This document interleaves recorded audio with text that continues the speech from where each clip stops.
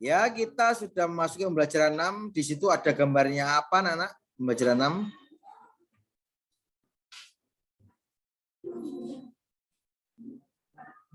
Ada apa itu?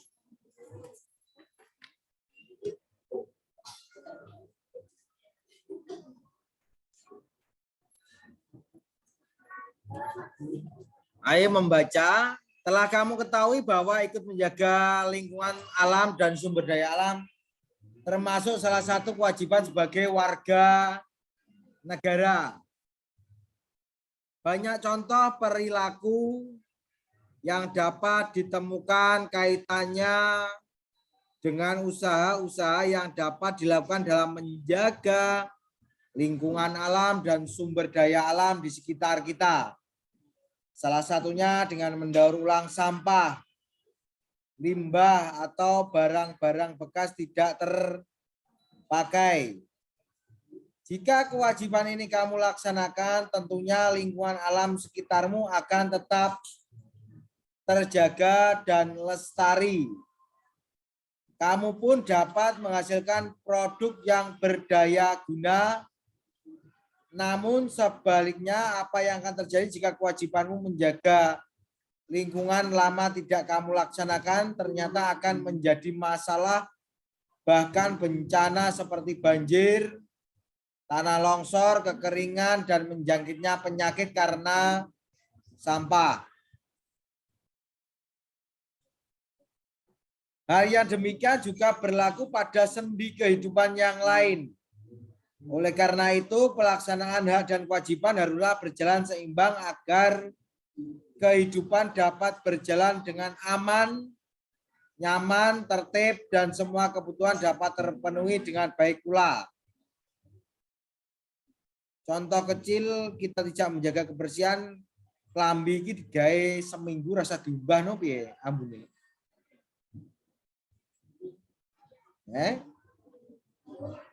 Bau banget apa bau banget?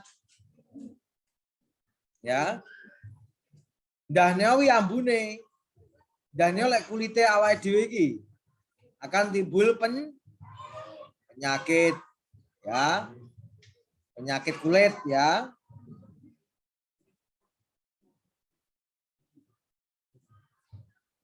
Ya.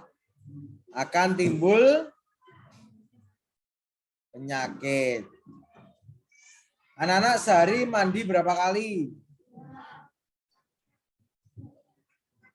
Ada yang 2, ada yang 3, ada yang 1. Sore tok apa pagi aja? Ya. Oleh karena itu kita harus menjaga kebersihan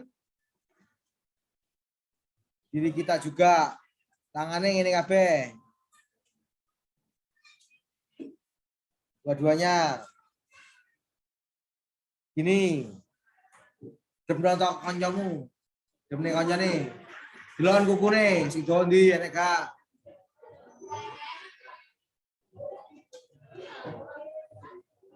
Ada yang kukunya panjang? Siapa angkat tangan?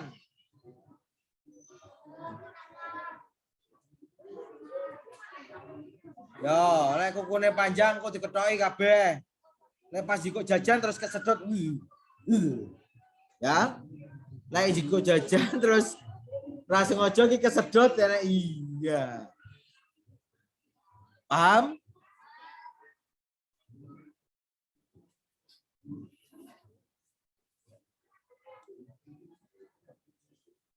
Ya, kita kembali lagi.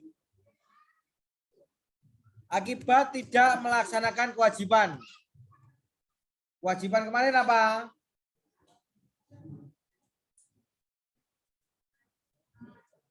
Adalah sesuatu yang harus kita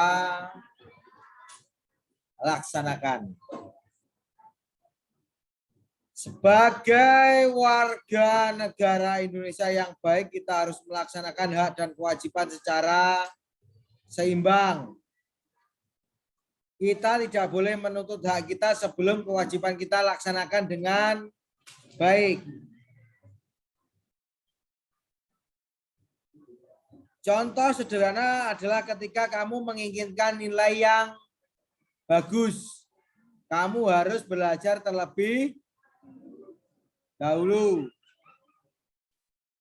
Berikut contoh pelaksanaan hak dan kewajiban yang seimbang. Jika ingin sehat, kamu harus menjaga kebersihan lingkungan tempat tinggalmu.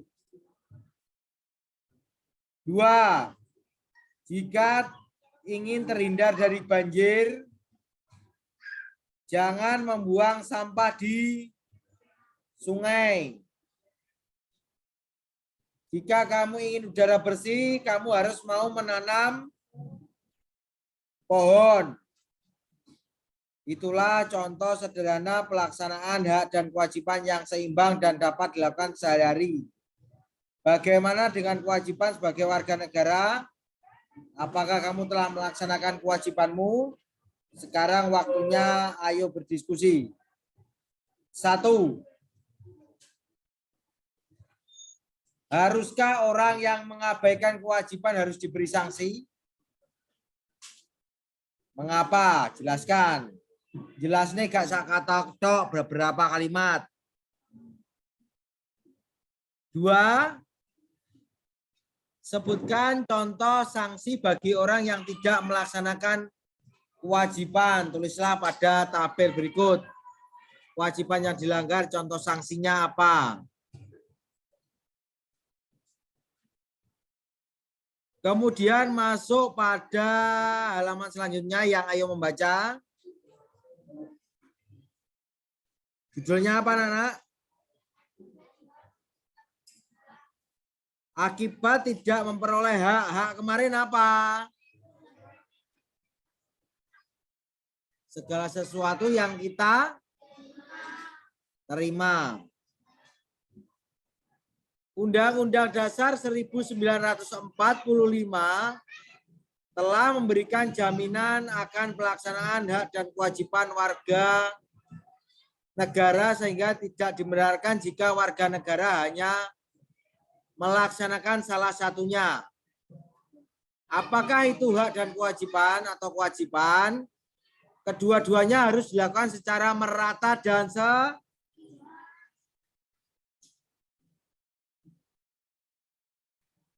Pernahkah kamu melihat kejadian seseorang warga negara tidak memperoleh haknya sebagai warga negara?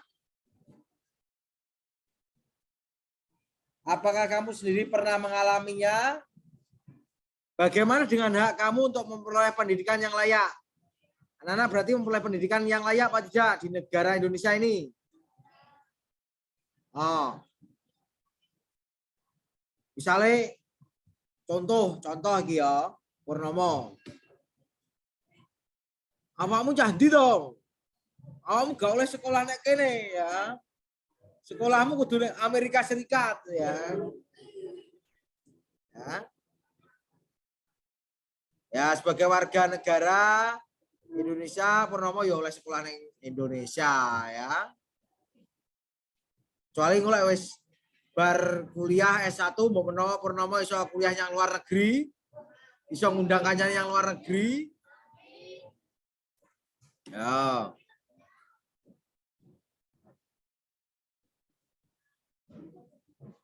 Coba kamu bayangkan jika orang tuamu melarang atau membatasimu untuk bersekolah dan memperoleh pendidikan sementara kamu ingin sekali meraih cita-cita. Wes selesai sekolahmu sampai kelas 6 ae. Rasa SMP SMP-nan, rasa SMA SMA-nan, rasa sarjana-sarjananan, SD tok ya. Pasti kamu akan hatinya akan rodok apa ngono kae mengeras kayak batu ya. Kancaku sekolah SMP aku gak oleh sekolah karo wong tuaku ya.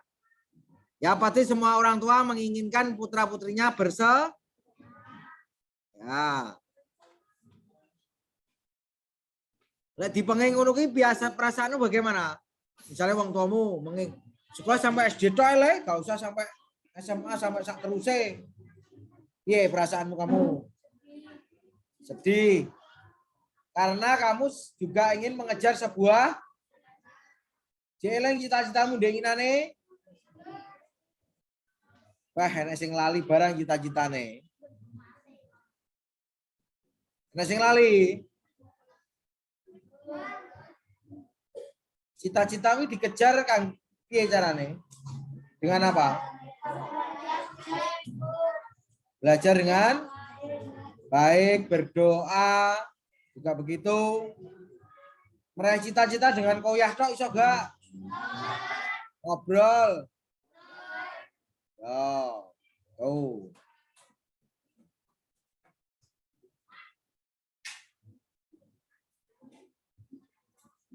Dalam masalah ini jelas bahwa hak kamu sebagai warga negara telah dilanggar. Oleh karena itu kamu harus merasa sedih, kecewa, dan marah. Tindakan terbaik yang dapat kamu lakukan adalah menayangkan langsung kepada orang tuamu dan meminta orang tuamu untuk memenuhi hak kamu. Ya, pasti wong tuane pengen anaknya sekolah ya anak ya. Gak ada wong tuane pengen anaknya sekolah SD tok renek. Ya.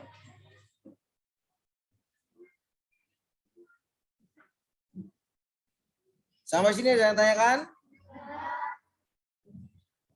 Kemudian dibaca dulu bacaan mengapa Jakarta setiap tahun banjir.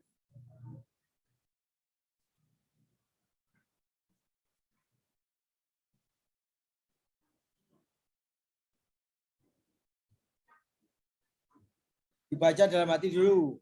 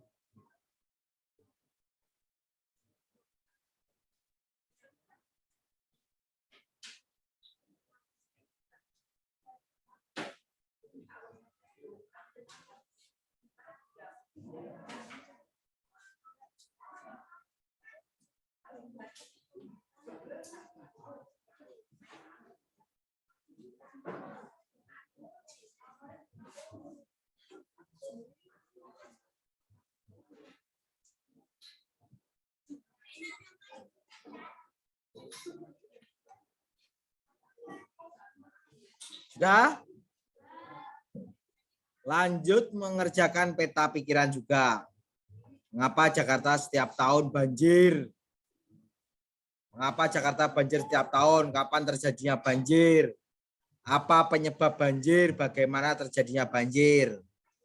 Peta pikiran harus selalu kita kasih tanda panah seperti ada yang dicontoh. Kemudian tidak lupa lagi kita laporan hasil wawancara, pertanyaannya, bencana apa saja yang bisa timbul jika manusia melakukan kerusakan terhadap lingkungan alam sekitar. Misalnya narasumber, Pak Guru, jawabannya bencana yang terjadi bisa bencana seperti banjir, tanah longsor, kekeringan, pemanasan global, tuh. Kemudian ayo renungkan apa yang kamu pelajari hari ini, nilai apa saja yang dapat kamu ambil melalui pembelajaran hari ini. Keterampilan apa saja yang dapat kamu kuasai melalui pembelajaran hari ini.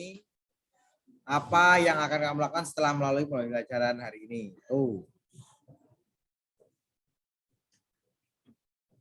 Serta yang terakhir, kerjasama dengan orang tua, mintalah orang tuamu bercerita tentang bencana alam yang pernah terjadi di daerah tempat tinggalmu sejak orang tuamu masih kecil hingga sekarang. Tuliskan cerita orang tuamu ke dalam sebuah cerita yang menarik. Ceritoi paling gak sak lembar nyang rong lembar. Mek rong kalimat jenis gak cerita. Nulis, belajar nulis ya. Misal kamu rangkai saat orang tuaku masih kecil pada tahun piro, jam piro, wes pokoknya ya, kamu bisa berimajinasi biar bisa sampai 1 lembar sampai nyang rong lembar. Ya. Bisa dimengerti? Ya, sekarang bisa dikerjakan. Tetap semangat semuanya. Jangan mengeluh, jangan bersedih. Jika tugasnya banyak, kita harus dikerjakan, mengerjakan agar cita-cita kita bisa tercapai.